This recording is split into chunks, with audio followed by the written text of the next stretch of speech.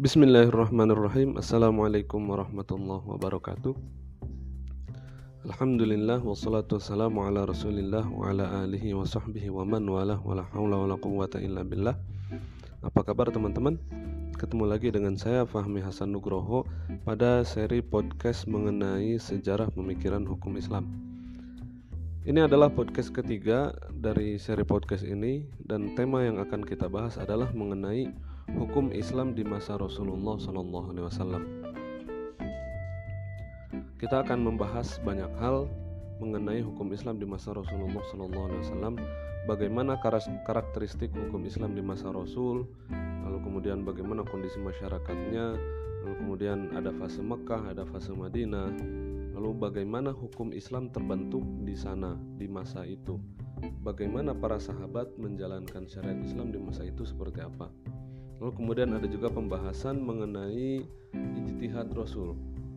Rasul apakah itu berijtihad dalam artian menyimpulkan hukum sesuai dengan pemahaman Rasul sendiri, atau seluruh apa yang dilakukan oleh Rasul itu berasal dari wahyu.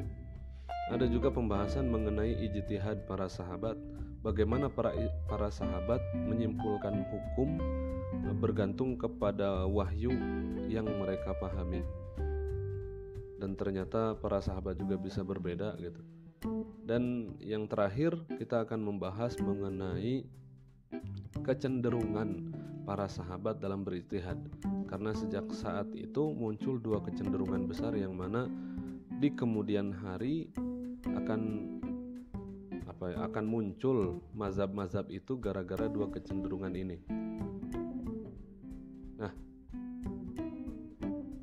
sebelum kita masuk lebih dalam mengenai hukum Islam di masa Rasulullah SAW, kita bahas dulu. Ada yang namanya periodisasi hukum Islam. Jadi hukum Islam dalam sejarahnya bisa dipecah ke dalam beberapa periode.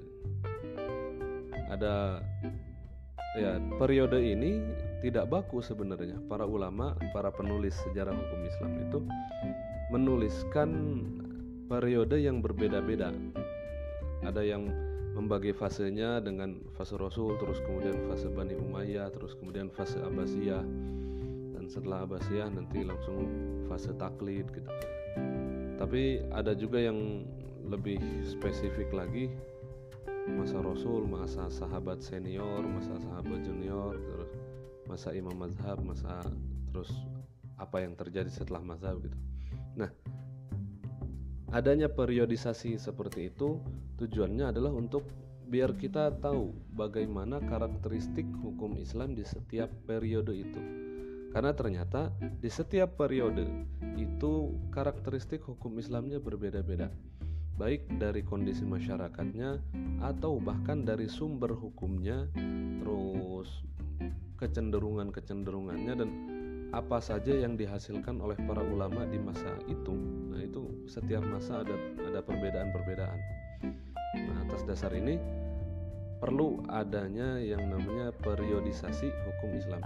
Jadi biar kita jelas, biar kita tahu perbedaan setiap masa itu. Nah, yang akan kita jadikan acuan dalam seri podcast kali ini urutannya seperti ini. Yang pertama adalah fase Rasulullah SAW, lalu kemudian yang kedua adalah fase sahabat senior, atau bisa juga dikatakan fase Khulafaur Rasyidin. Lalu kemudian fase sahabat junior dan tabi'in, atau itu fase sahabat junior dan tabi'in, atau apa yang terjadi di masa Bani Umayyah kira-kira gitu. Lalu kemudian ada fase imam mujtahid. Fase imam mujtahid ini ketika muncul 4 mazhab, dari Imam Abu Hanifah, lalu kemudian Imam Malik, lalu kemudian Imam Muhammad bin Idris Asy-Syafi'i, dan kemudian Imam Ahmad bin Hanbal. Tapi dalam podcast kali ini saya akan memecah fase imam mazhab itu menjadi 2. Jadi fase imam mujtahid pertama Abu Hanifah dan Imam Malik, lalu fase imam mujtahid kedua Muhammad bin Idris Asy-Syafi'i dan Imam Ahmad bin Hanbal. Dipecah aja karena menceritakan satu orang imam aja bisa lama gitu, apalagi 4-4-nya sekaligus, maka saya pecah jadi 2. Nah, setelah fase imam mazhab, saya akan membahas bagaimana mazhab fikih berkembang gitu. Jadi fase selanjutnya adalah fase perkembangan mazhab fikih. Ada yang menuliskan setelah itu adalah fase kemunduran fikih. Cuma saya agak kurang setuju dengan jika masa itu disebutkan dengan fase kemunduran fikih. Justru fikih saat itu lebih lebih matang daripada apa yang ada sebelum-sebelumnya, karena ternyata para ulama yang datang setelahnya itu melakukan kajian lebih dalam hingga akhirnya qaul mu'tamad, pendapat utama di dalam mazhab itu terbukukan. Itu akan kita bahas nanti pada pertemuan-pertemuan berikutnya. Nah, baru kita sekarang masuk ke dalam fase hukum Islam di masa Rasulullah SAW. Fase ini itu dihitungnya kapan? Ketika Rasulullah SAW diangkat menjadi nabi, ya, diangkat menjadi rasul pada umur 40 tahun di Gua Hiro yang kita kenal dengan malam nuzulul Quran. Pertama kali Allah Subhanahu wa taala menurunkan Al-Quran kepada Rasul. Saat itu juga Rasul diangkat menjadi Rasul. Nah, itu terjadi selama 23 tahun kurang lebih, 13 tahun di Makkah sebelum hijrah, dan berakhir nanti di wafatnya Rasulullah pada tahun 10 Hijriah. Jadi 13 dan 10 23 tahun kira-kira seperti itu. Fase Rasulullah ini juga disebut dengan fase pondasi hukum Islam, karena seluruh sumber utama hukum Islam itu turun secara lengkap di fase ini. Bahkan dalil-dalil yang lain, ijma, qiyas, istihsan, sadul zariah dan yang lain, meskipun itu dirumuskannya pada fase-fase berikutnya, tapi sejumlah contohnya sudah ada di masa ini. Jadi tidak heran kalau misalkan fase Rasul ini disebut dengan fase pondasi hukum Islam. Ya, yang namanya pondasi ya asas, dan sumber paling utama ya Al-Quran dan Sunnah, ya turunnya di masa ini dan lengkapnya di masa ini gitu. Nah, dan hukum Islam di masa ini pun kita bagi menjadi dua fase, yaitu fase Mekah dan fase Madinah. Adanya pembagian ini karena memang karakteristik hukum Islam yang ada di kedua fase ini berbeda. Tambah lagi karena memang masyarakat yang dihadapi juga berbeda. Hingga akhirnya kita bisa memisahkan antara fase Mekah dan Madinah untuk melihat bagaimana karakteristik di masa-masa ya di kedua masa ini. Dan pembatas antara dua masa itu ya adalah hijrah Rasulullah SAW. Nah, oke. Sekarang kita masuk ke dalam fase Mekah. Fase Mekah ini dimulainya dari Rasulullah SAW diangkat menjadi Rasul pada malam nuzulul Quran, ketika Allah Subhanahu wa taala memfirmankan pertama kali Iqra bismi rabbikal ladzi khalaq kepada Rasulullah SAW. Nah, itu, dan berakhirnya adalah dengan hijrah Rasulullah SAW. Kita tahu bahwasanya kondisi masyarakat Mekah ketika Rasul diangkat menjadi nabi, itu kan masyarakatnya adalah para penyembah berhala. Ada sebagian yang beriman kepada syariatnya Nabi Ibrahim, kepada syariatnya Nabi Isa, tapi mayoritas masyarakatnya itu adalah penyembah berhala. Nah, tambah lagi ketika Islam mulai sedikit demi sedikit berkembang, pokoknya selama fase Mekah, selama panjang waktu 13 tahun itu, umat Islam itu minoritas dan tertindas oleh kekuatan kaum musyrikin. Yang masuk Islam pertama-pertama kan kebanyakan orang-orang yang lemah. Memang Abu Bakar masuk di awal, terus kemudian Ali bin Abi Thalib masuk di awal, tapi masyarakat yang lain yang masuk Islam itu orang-orang lemah. Sedangkan pembesar-pembesar Quraisy mereka malah menentang. Jadi udah mana mereka itu sedikit, lalu kemudian mereka ditindas. Nah, jadi dua hal ini yang menjadi ciri khas masyarakat yang dihadapi oleh Rasulullah SAW. Yang pertama, mereka adalah penyembah berhala. Yang kedua, muslimnya minoritas, mayoritasnya orang musyrik. Maka karakteristik hukum Islamnya pun berbeda. Kalau teman-teman sudah pernah mempelajari ulumul Quran, kan ada Makkiyah dan ada Madaniyah. Ketika mempelajari itu kita juga akan mempelajari bahwasanya ada ayat-ayat yang turun di Mekah atau ayat-ayat Makkiyah itu karakteristiknya berbeda dengan ayat-ayat yang di Madinah. Ya, begitu juga hukum Islam. Karena hukum Islam ya turun bersama dengan ayat Al-Quran yang turun. Jadi fokus utama dari syariat yang turun di masa Mekah itu adalah pertama kali kepada pondasi keyakinan umat Islam. Jadi ayat-ayat yang turun di fase Mekah itu kebanyakan membahas tentang akidah, tentang mengesahkan Allah, tentang meninggalkan segala macam kesyirikan, meninggalkan berhala-berhala yang mereka sembah, terus kemudian menjelaskan tentang akhirat, bahwasanya kehidupan ini nggak berhenti di kematian, bahwasanya setelah kematian itu ada kehidupan lagi yang baru. Coba aja kita coba baca surat juz 30 Al-Quran juz 30, ayatnya pendek-pendek, itu kan Makkiyah. Lalu kemudian kita lihat ternyata seringkali di dalam juz 30 atau sebelumnya 29 juga Allah itu membandingkan antara dua hal. Allah membandingkan antara mukmin dan kafir, antara akhirat, antara balasan untuk orang kafir dan balasan untuk orang muslim. Allah menceritakan tentang iman, tentang kufur, menceritakan tentang surga, tentang neraka, yang baik dan yang buruk. Itu kan, jadi itu fokus utama syariat yang turun di Mekah. Jadi udah mana, karena tujuan utamanya untuk menghilangkan kekufuran yang memang sudah membudaya di sana. Akhirnya fokus utamanya itu. Nah, sedangkan hukum-hukum yang lain pada fase ini, hukum itu turunnya dalam bentuk sederhana. Ya kali udah umatnya sedikit, terus kemudian umatnya tertindas, masa langsung dikasih hukum-hukum yang berat gitu, aturan-aturan beragama yang berat, enggak.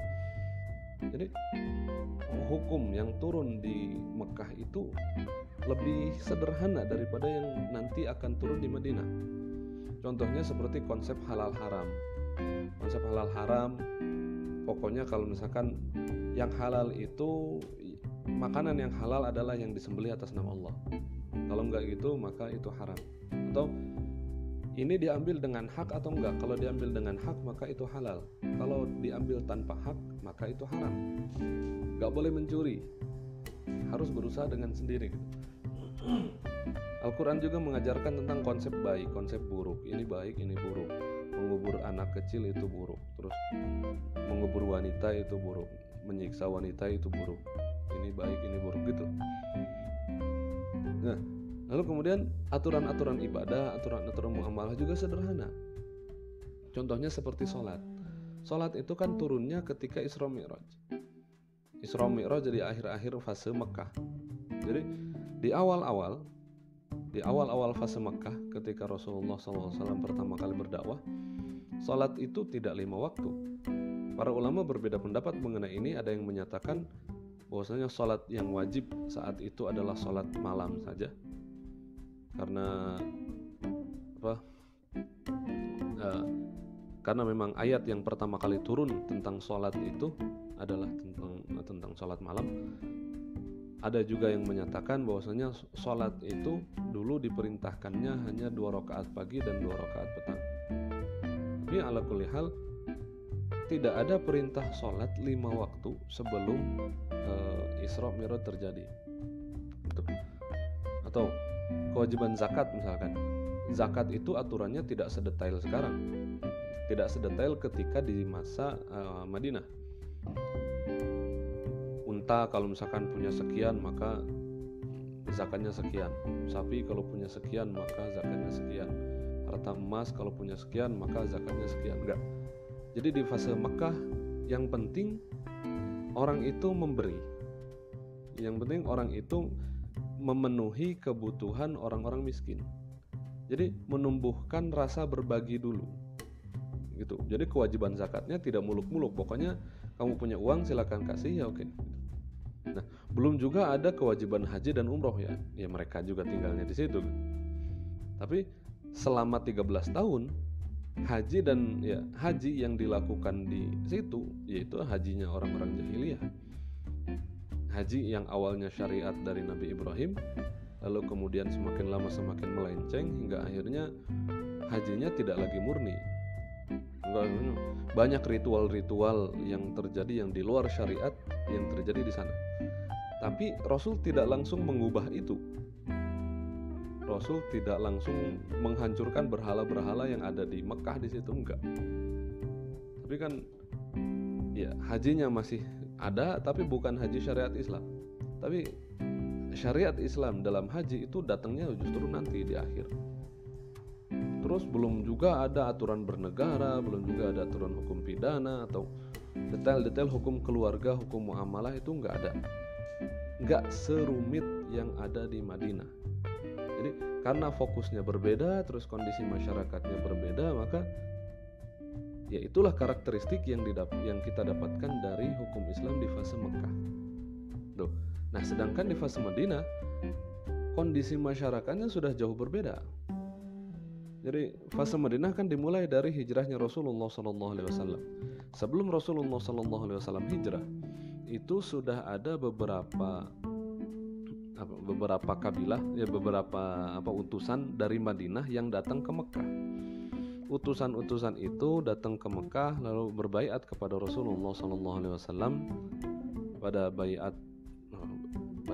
Aqobah ya, atau saya lupa namanya. Mereka datang kepada Rasulullah SAW untuk berbaiat, lalu kemudian mereka kembali ke Madinah hingga akhirnya menyebarkan Islam di sana. Hingga kalau kata Gus Baha itu, Kiai Haji Bahauddin Nur Salim, beliau cerita, hampir di setiap rumah di Madinah itu ada orang yang sudah bisa baca Quran.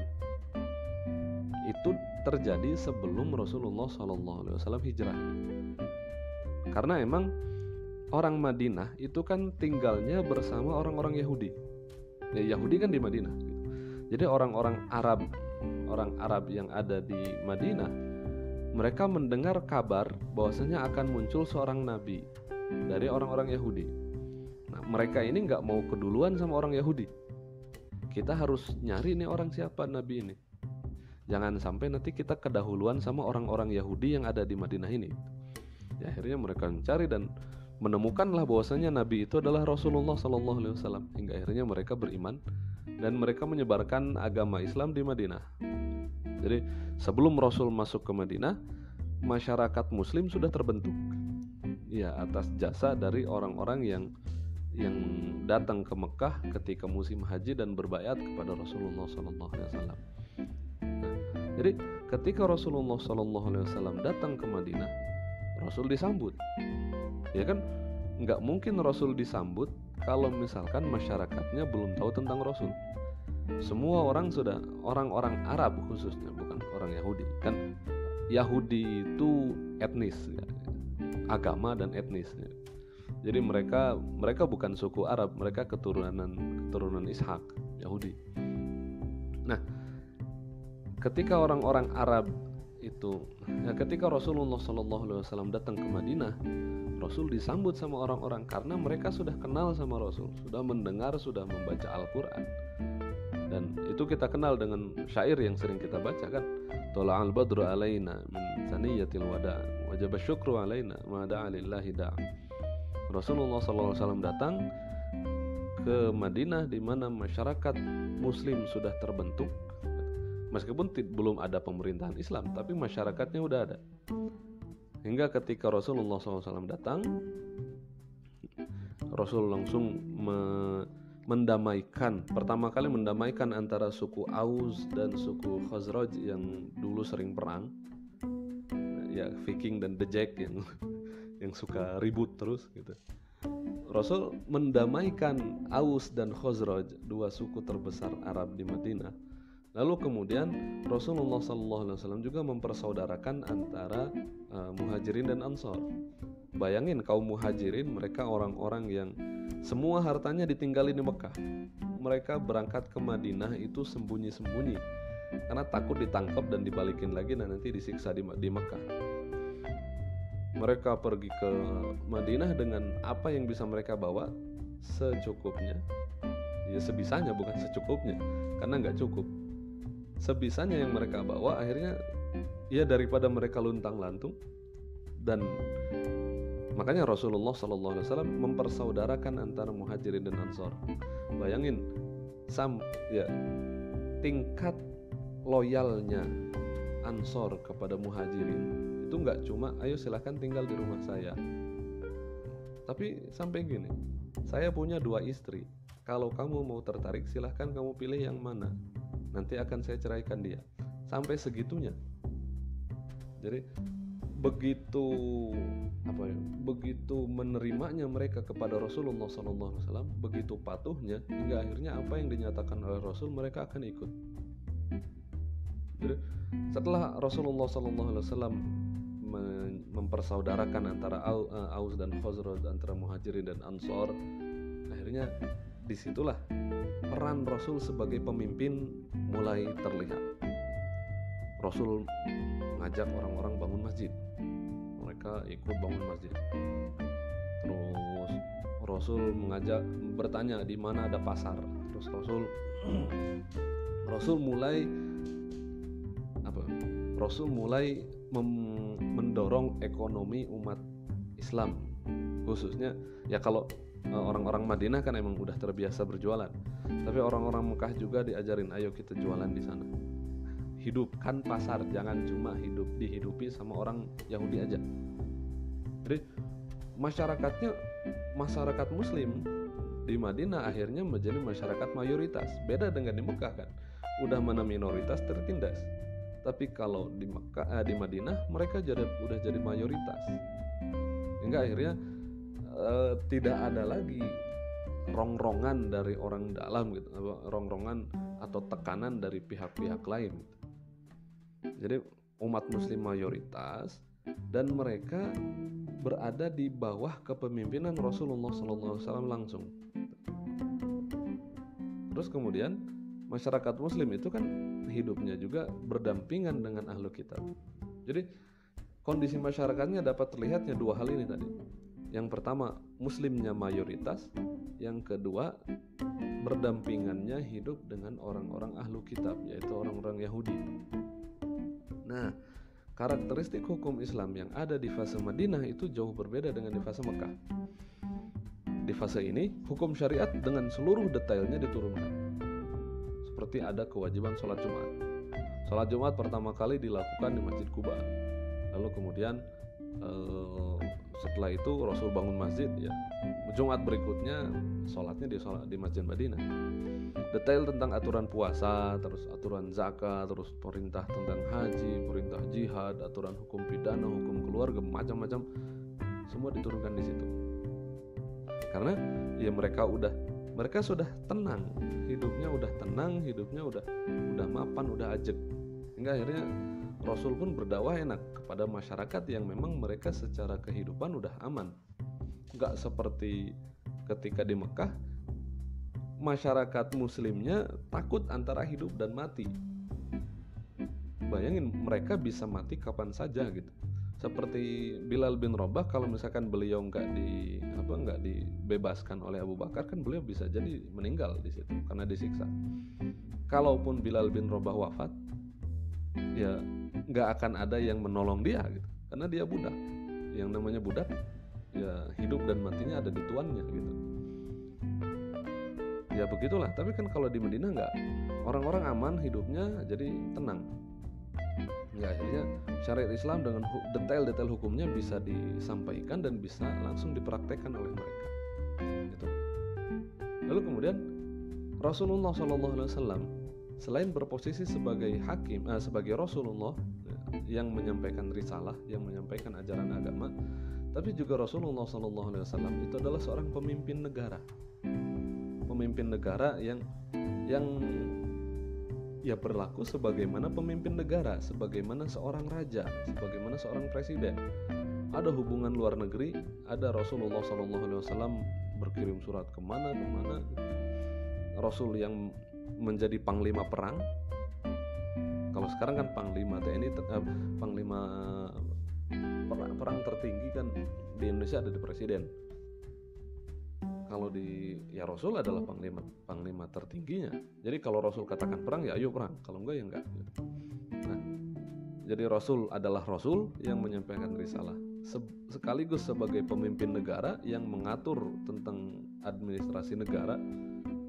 Dan Rasul juga merupakan panglima perang, karena dalam beberapa peperangan Rasul langsung turun terjun ikut berperang, memimpin perang.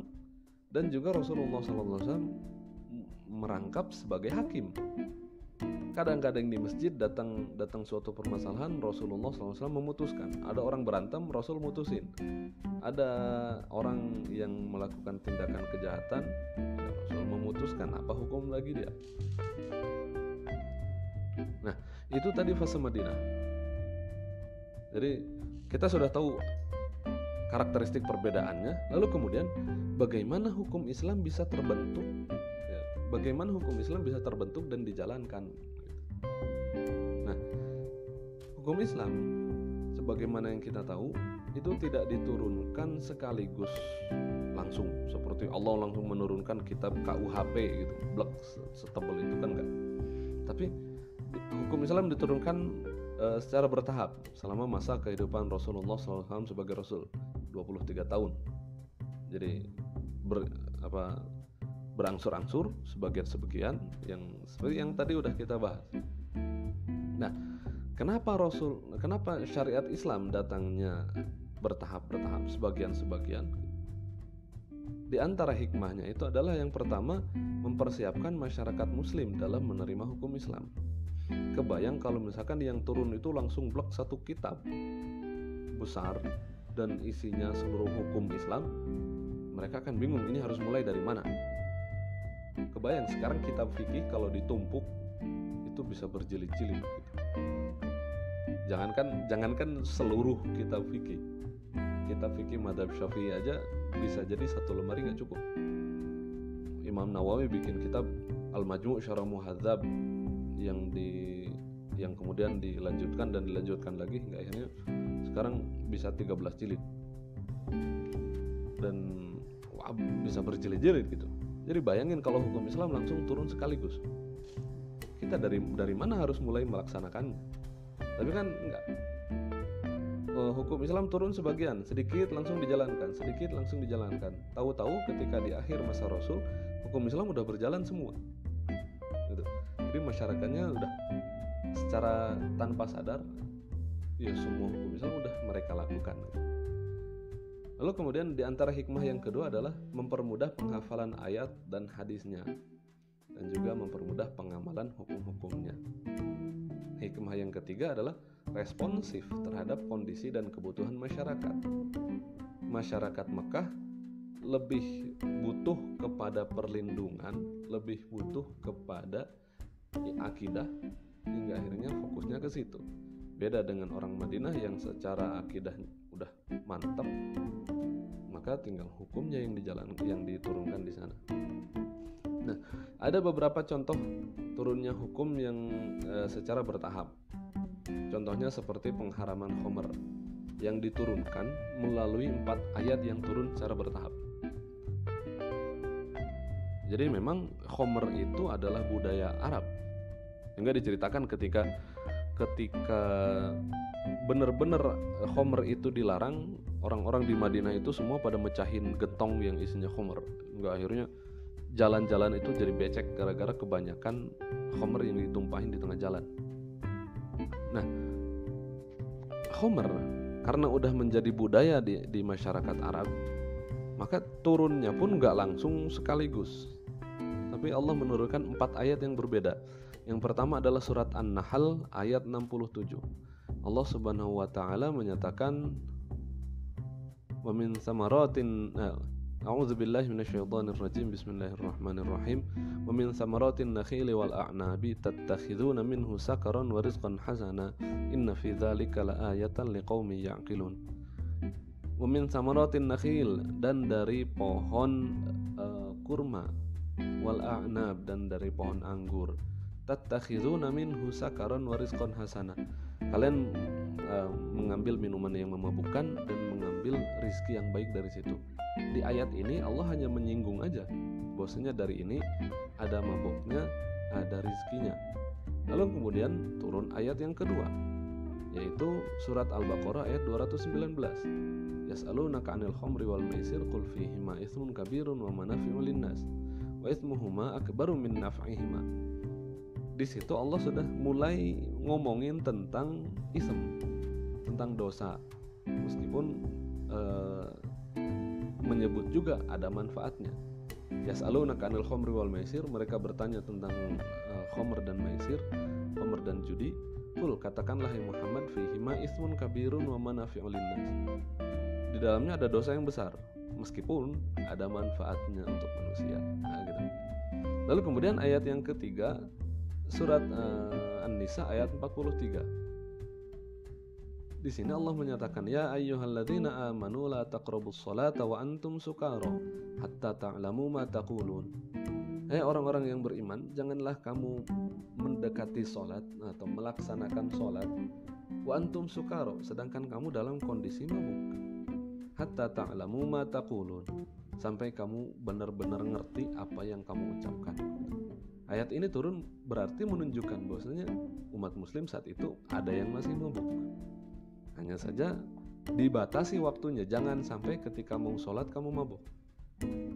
Jadi kalau mau mabuk malam, jangan pagi, jangan maghrib gitu kan. Tapi udah beres sholat mabuk.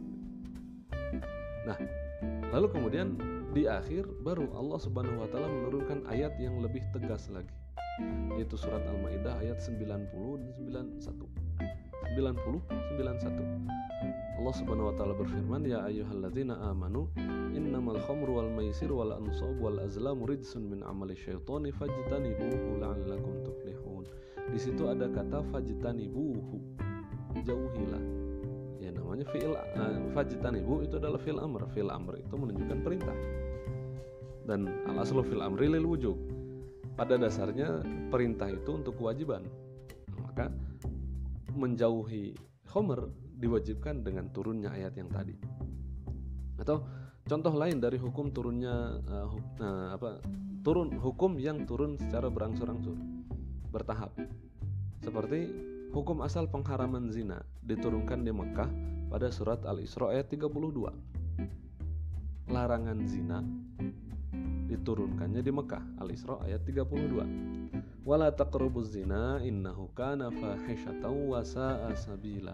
Janganlah kamu mendekati zina karena itu adalah fahisyah. Itu adalah suatu keburukan, kejelekan. Wa sa'a sabila, dan jalan yang buruk. Tapi hukuman bagi pelaku zina itu turunnya di Madinah. Itu ada dalam surat An-Nur ayat 2. Allah Subhanahu wa taala menyatakan, surat An-Nur ayat 2, Az-zaniyatu waz-zani fajlidu kulla wahidin minhuma mi'ata jaldah.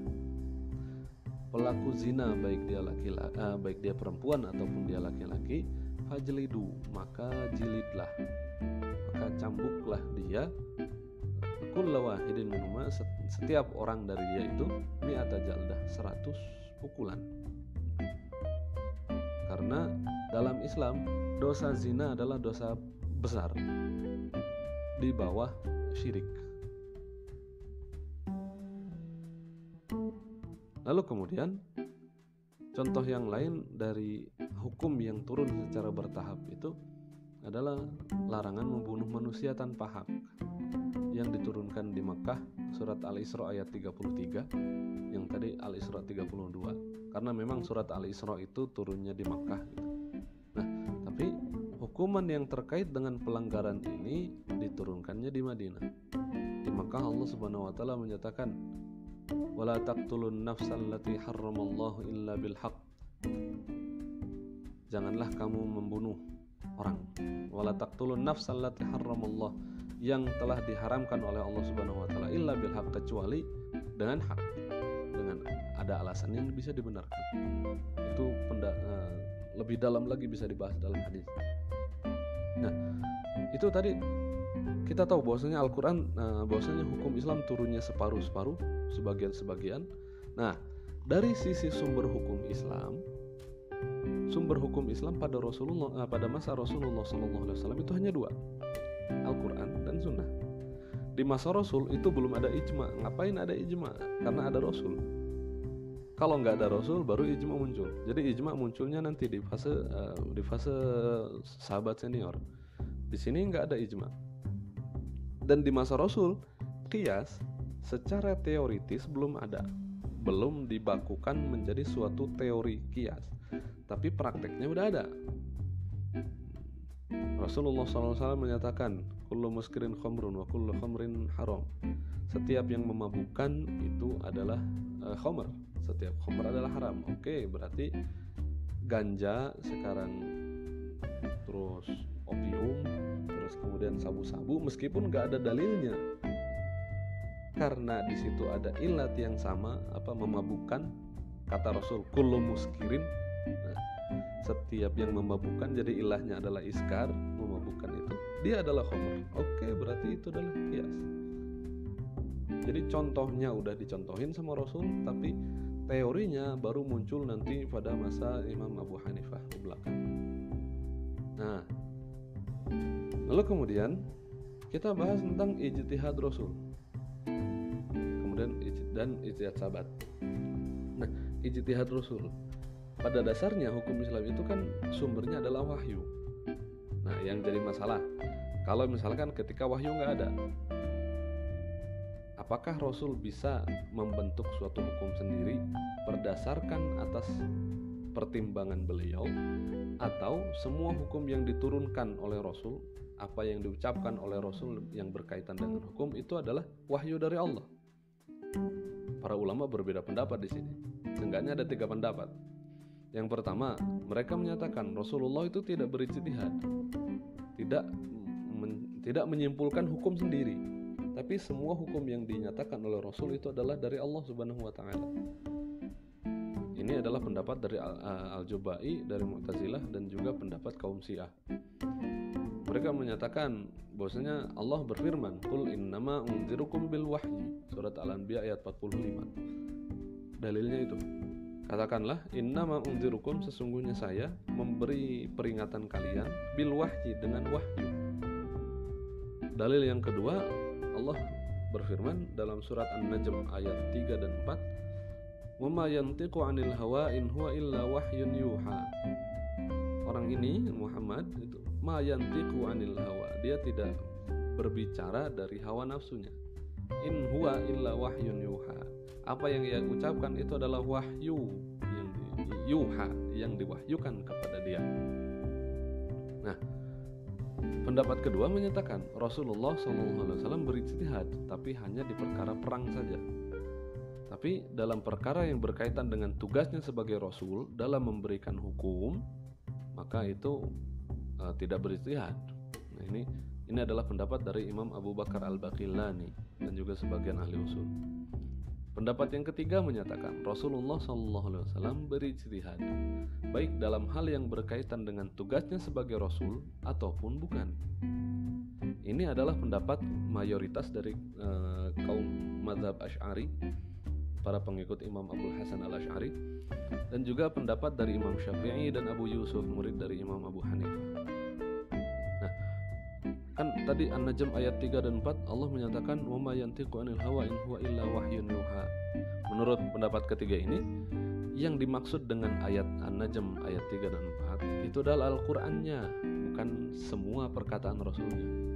Jadi wa ma yantiqu 'anil hawa, yang dia ucapkan, maksudnya Al-Quran yang dia ucapkan itu tidak diucapkan anil hawa, dari nafsunya, dari dirinya, in huwa illa wahyun yuha, tapi apa yang dia bacakan, Al-Quran yang dia ucapkan itu adalah wahyun yuha gitu. Jadi tidak ada pertentangan antara ayat itu dengan ijtihadnya Rasul gitu. Nah, atas dasar pendapat ketiga ini, dan ini mayoritas, pendapat ketiga ini menyatakan bahwasanya Rasulullah SAW pernah salah dalam berijtihad dan dikoreksi oleh Allah Subhanahu wa Ta'ala. Namun kesalahan beliau itu menjadi pelajaran bagi umatnya, bukan berarti Rasul dosa. tapi Rasul keliru gitu. Jadi kesalahannya bukan kesalahan yang berakibat pada dosa. Contohnya seperti kasus tawanan perang. Kasus tawanan perang Badar. Perang Badar Rasul menawan orang-orang gitu. Sama Allah dikoreksi. Tidak layak bagi seorang nabi untuk mengambil asro gitu, untuk mengambil tawanan perang. Terus Rasul juga pernah mensolati orang munafik. Jadi Abdullah bin Ubay bin Salul ketika itu anaknya datang kepada Rasul, ya Rasul minta tolong untuk menyolati bapak saya gitu. Akhirnya Rasul ya datang ke sana sholat. Padahal Abdullah bin Ubay bin Salul itu disebut sebagai Rasul Munafikin, dengkotnya orang munafik. Jadi musuh dalam selimutnya Rasul selama di Madinah. Tapi Rasul masih mau menyolati orang itu. Meskipun kemudian Rasul dikoreksi juga oleh Allah Subhanahu wa taala. Terus ada juga Rasul mengizinkan orang-orang yang ingin balik lagi dari perang, ya, orang-orang munafik ketika perang Tabuk, mereka minta izin sama Rasul untuk pergi pulang. Perang Tabuk atau perang Uhud? Perang Uhud sepertinya. Ya saya kurang tahu detailnya, apakah ayat itu turun ketika Rasul mengizinkan dalam perang Uhud atau dalam perang Tabuk. Pokoknya Rasul mengizinkan dalam suatu peperangan orang munafik untuk pulang kembali. Mereka udah berangkat, mereka izin sama Rasul dan mereka pulang dan diizinin sama Rasul. Di situ Rasul diingatkan lagi sama Allah Subhanahu wa taala. Nah, itu dalam pendapat menurut pendapat ketiga itu adalah ijtihad Rasul yang ternyata dikoreksi oleh Allah Subhanahu wa taala. Tapi kesalahan itu tidak berarti menurunkan derajat Rasul atau hingga menyatakan Rasul berdosa, enggak. Karena Rasul adalah manusia biasa gitu. Nah, dalam beberapa kasus Rasulullah SAW juga pernah lupa. Tapi ya itulah Rasul. Apapun yang dilakukan oleh Rasulullah SAW itu menjadi syariat untuk umatnya. Bahkan Rasul lupa pun itu kemudian menjadi bayanus syariah, menjadi penjelasan syariat bagi kita. Rasul pernah lupa tahiyat awal.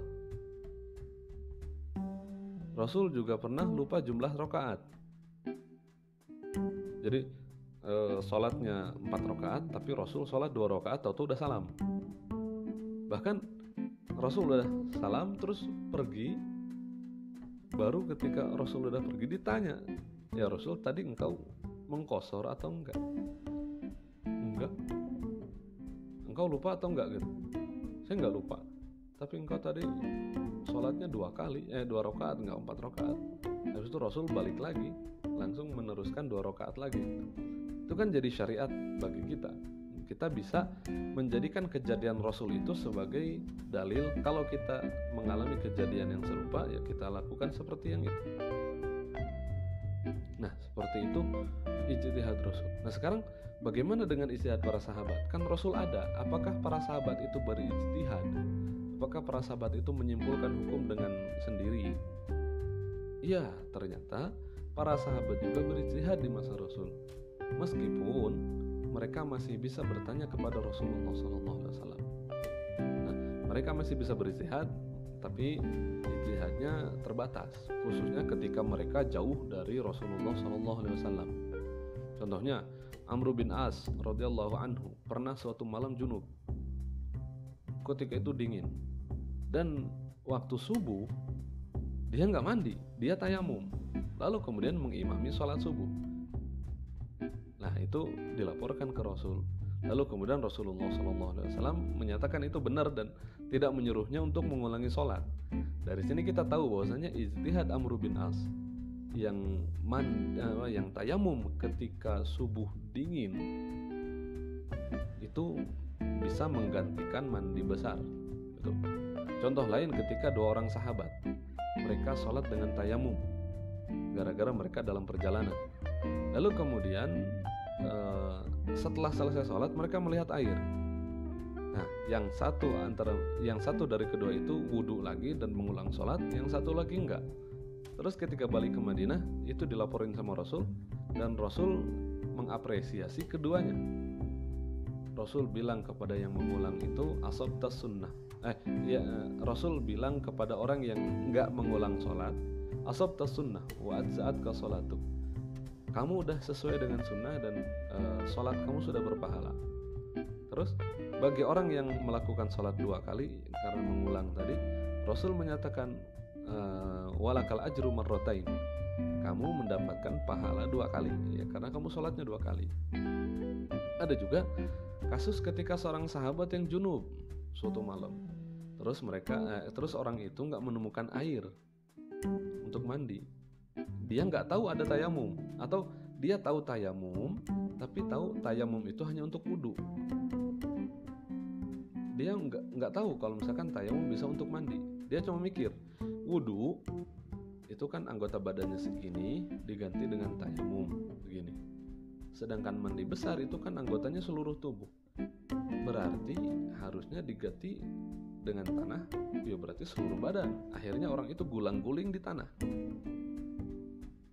Karena dia nganggap mandi besar hanya bisa diubah dengan gulang-guling itu, bisa diganti dengan gulang-guling karena anggota badannya seluruh tubuh. Akhirnya dilaporin sama Rasul ketika udah nyampe di Madinah. Ya, dia lapor ke Rasul. Lalu kemudian Rasulullah SAW mengoreksi, kamu itu cukup tayamum aja, memukul tanah, terus mengusap wajah, terus memukul tanah dan mengusap 2 tangan. Itu. Jadi di masa Rasul ijtihad sahabat ada, mereka berijtihad khususnya ketika mereka jauh.